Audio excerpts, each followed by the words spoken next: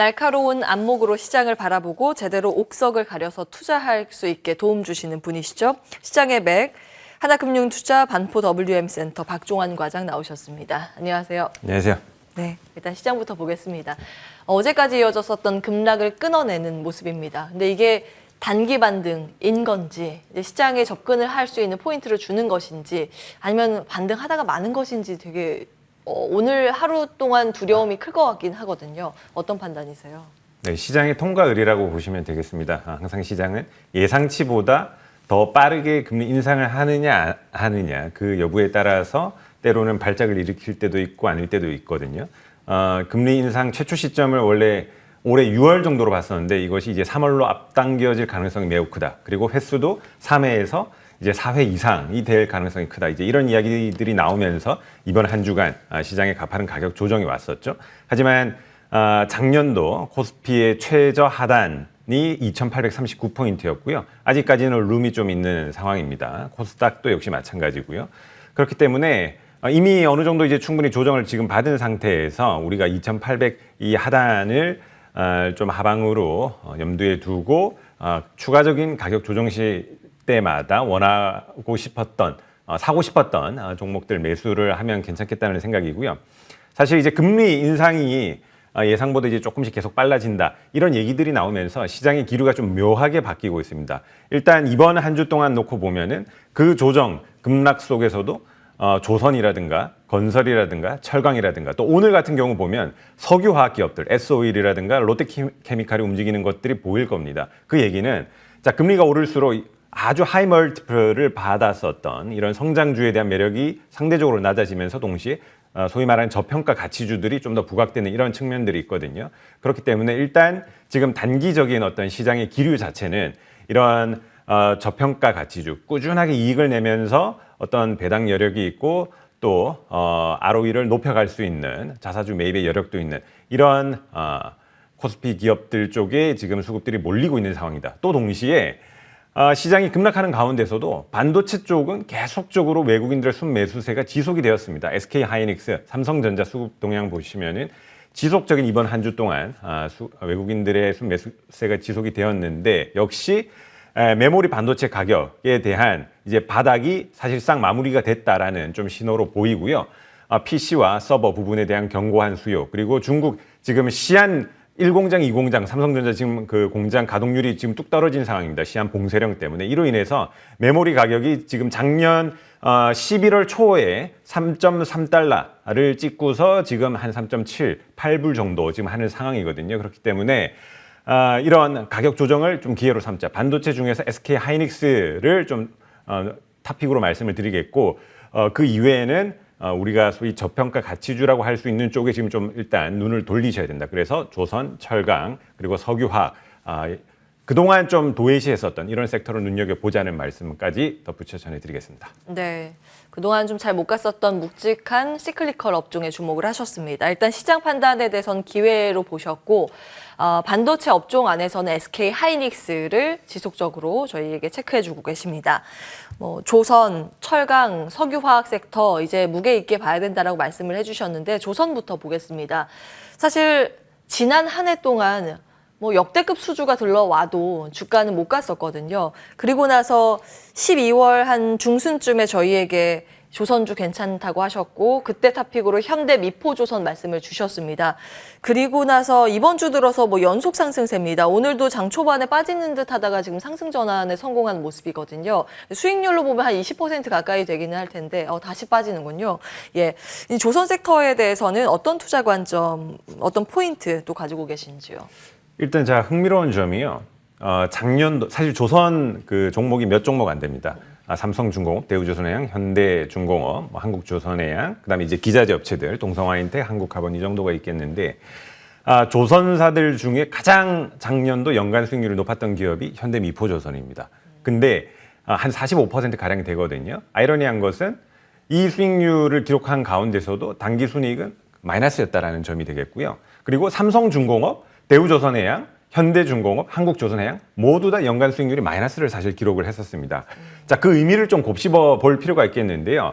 현대미포조선이 타사 대비해서 일단 재무 구조가 굉장히 안정돼 있습니다. 부채 비율이라든가 뭐 유보율이라든가 뭐 삼성중공만 해도 이제 주주 배정 제3자 주주 배정 유상 증자를 실시하면서 그런 이제 자본 희석에 대한 또 우려가 발생을 했었고 이런 부분들이 지금 굉장히 또 뭐 높은 부채 비율이라든가 계속 문제로 부각이 되고 있는 상황이지만 재무 구조가 굉장히 안정돼 있고 그리고 이제 과거 2000년도에서 한 2008년 조선업 사이클이 본격화됐었던 시기를 보면 현대미포조선의 소위 말하는 이 베타 시장 대비 그 아웃퍼폼하는 수익률이 가장 높게 나타났었던 전례가 있습니다. 그래서 현대미포조선의 이제 PBR 밴드가 뭐 한 1.2에서 한 2배 정도 레인지로 움직이고요. 나머지 3사가 한 0.4배에서 한 1배 수준을 지금 오르락 내리락 하는 수준이거든요.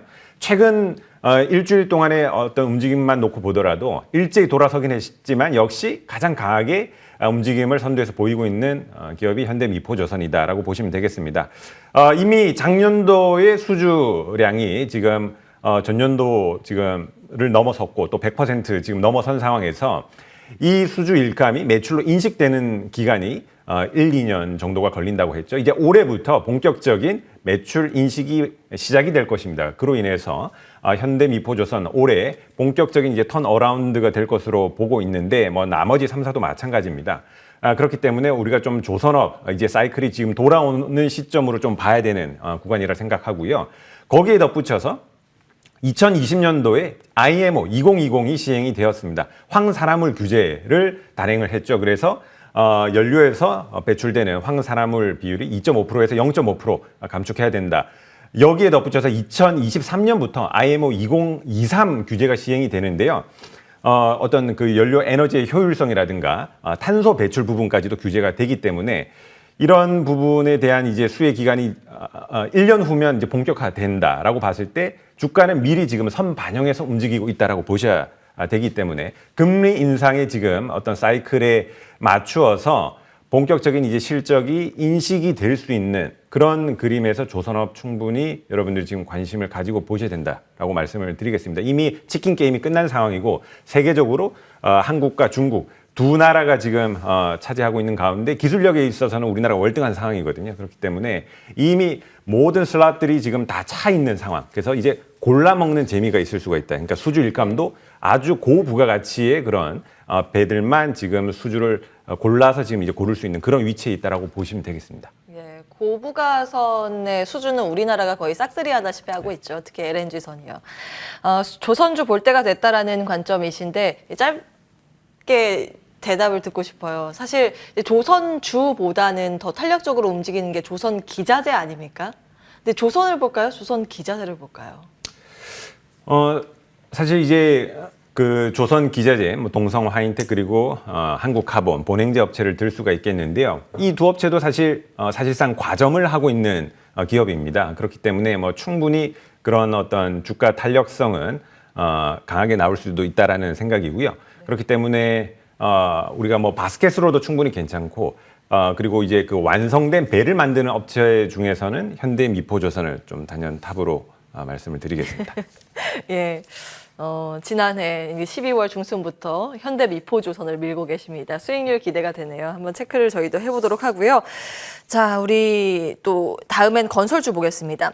지난해에 부진을 했었던 중후장대 섹터 중에서 조금씩 수급이 살아나고 있는 섹터 중에 하나가 바로 건설주가 아닌가 싶습니다. 여기도 뭐 업황에 대해서는 좋아질 거라는 게 큰 이견은 없는 것 같고요. 대선 정책에 대한 수혜 기대감까지 지금 맞물려 있는 상황인데 이제 다시 볼 때가 됐을까요? 네, 사실 이제 작년 상반기에 뭐 철강, 석유화학 이런 중후장대 섹터가 다 날아갈 때 이 건설 섹터는 상대적으로 좀 부진을 했었거든요. 예. 지금 일단은 가장 첫 번째 모멘텀은 그 대선 후보들의 이 부동산 정책 공약입니다. 지금 가장 표면에 선두에 내세우고 있는 핵심 공약이 부동산 지금 공약이거든요. 예. 여야 후보 막론하고 250만 호를 공급하겠다. 다만 이제 여당 후보는 그것을 공공 부분에 중심을 두고 또 야당 후보는 민간 부분에 이제 좀 무게 중심을 두고 있는 상황이지만 일단 지금 250만 호 거의 역대급 지금 공급 물량을 쏟아붓겠다라는 이제 공약을 내세우고 있습니다. 그렇기 때문에 3월 달에 이제 후보가 당선이 되고 나서 한 2분기, 3분기에 접어들면은 본격적인 어떤 그 공급에 대한 기대감이 더 무르익지 않을까 하는 생각이고요. 그런 부분들이 역시 이번 주 움직임을 보면 좀 도드라지게 나타나는 점을 알 수가 있습니다. 시장 일제히 지금 빠지는 가운데서도 건설주들 면면들을 보면은 이번 조정 기간 사이에 전부 다 날마다 지금 양봉을 기록하면서 시초가보다 종가가 높은 그런 모습들을 보여주고 있습니다. 이런 부분들이 역시 금리 인상의 그런 구조적인 그림과 맞추어서 지금 움직인다라는 생각이고요. 여기에 덧붙여서 지금 작년부터 해가지고 유가가 구조적으로 이제 많이 올라와 있죠. 이런 고유가에 대한 수혜도 이제 본격적인 해외 플랜트 수주에 대한 기대감으로 이어질 겁니다. 그래서 1분기는 해외 수주에 대한 이제 모멘텀, 2분기에는 어떤 국내 부동산 경기에 대한 또 이제 회복 기대감으로 건설주들이 지금 움직일 때가 됐다. 워낙 그동안 눌려 있었던 섹터입니다. 뭐 PER 한 5배 내외 되는 건설 기업들이 굉장히 많은데 조선업과 더불어서 지금 여러분들이 그동안 좀 소외했었지만 보셔야 된다. 제가 12월 달에 그때 음식료 업종 얘기하면서 이것을 왜 이야기하나 한번 이제 그렇게 말씀을 주셨던 부분들이 있는데 지금 역시도 마찬가지입니다. 좀 우리가 사고를 유연하게 해서 좀 도외시했었지만 충분히 그림이 나오는 이런 섹터에 관심을 가지자는 얘기 전해드리겠습니다. 예. 건설 sek터에 주목을 해보자. 사실 건설과 맞물려 있는 아이디어는 굉장히 다양하잖아요. 건설주도 있겠고, 기자재, 건설, 그쵸. 건자재 쪽이 건자재도 있겠고, 있고요. 뭐 시멘트, 레미콘 맞습니다. 그러면서 같이 네. 올랐잖아요. 그리고 뭐 인테리어 관련주들 여기에서 사실 신고가 꽤 많이 있는데 지금 접근할 수 있을 만한 종목을 하나만 딱 꼽아주신다면. 일단 DLENC라는 기업을 말씀드리겠고요.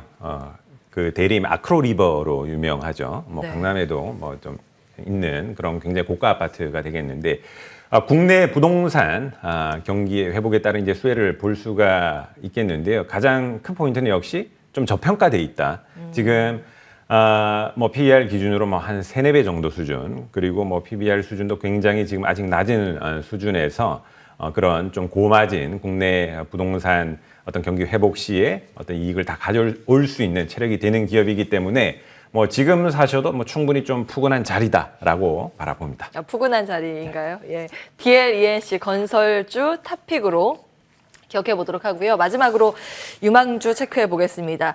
새해 첫 주입니다. 주목하신 유망주는요? 네, 뭐 제가 서두에도 좀 말씀드렸지만은 좀 반복해서 현대미포조선을 다시 한 번 더 말씀을 드리겠습니다. 작년도에 단기 순이익이 마이너스를 기록을 했는데 연간 주가 수익률은 45%를 기록했다는 점. 그리고 나머지 조선 3사들이 일제히 주가 수익률이 연간으로 다 마이너스를 기록함에도 불구하고 먼저 플러스 45%를 기록했다는 것은 이미 지금은 선 반영해서 사실 주가에 큰 움직임이 나타나고 있다라고 보셔야겠고요. 중소형 선박 부분에 지금 세계 1등 최강자 기업이다라고 보시면 되겠습니다. 특히 이제 그 큰 배가 주요 큰 항구에 들어가게 될 경우에 그것을 또 한 번에 바로 짐을 나르지는 못합니다. 그래서 그 큰 배가 들어가게 되면 또 중소형 선박들이 와서 그 배에 있는 물건들을 실어서 또 이동을 하고 해야 되는데 그때 필요한 이 중형 소형 선박들 그리고 탱커, 석유 운반선까지 지금 만들 수 있는 그 친환경 베이스 기술을 보유를 하고 있는 업체가 되겠고요.